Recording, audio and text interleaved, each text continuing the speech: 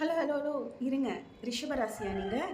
இதை கொஞ்சம் கேட்டுட்டு போங்களேன், எப்படி இருக்குன்னு பார்க்கலாம். நெக்ஸ்ட் 2026 எதடா கேட்டுட்டு போகணுன்னு சொல்கிறீங்களா? உங்களுக்கு வந்திருக்கிற 2 கார்டுக்கான ப்ரெடிக்ஷன்ஸ் பார்த்துக்கலாமா?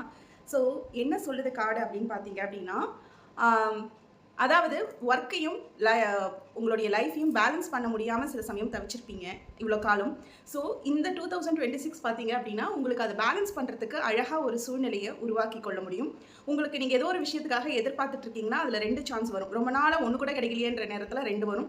ஸோ அது உங்களுடைய கம்ஃபர்ட், உங்களுடைய சுச்சுவேஷன், உங்களுடைய மைண்ட் செட்டு, உங்கள் சுற்றி இருக்கிறவங்களுக்கான ஒரு டைம் எப்படி கொடுக்க முடியுங்கிறதெல்லாம் அனலைஸ் பண்ணி அதில் எது உங்களுக்கு ஃபீஸபிளோ அதை நீங்கள் சூஸ் பண்ணிக்கோங்க.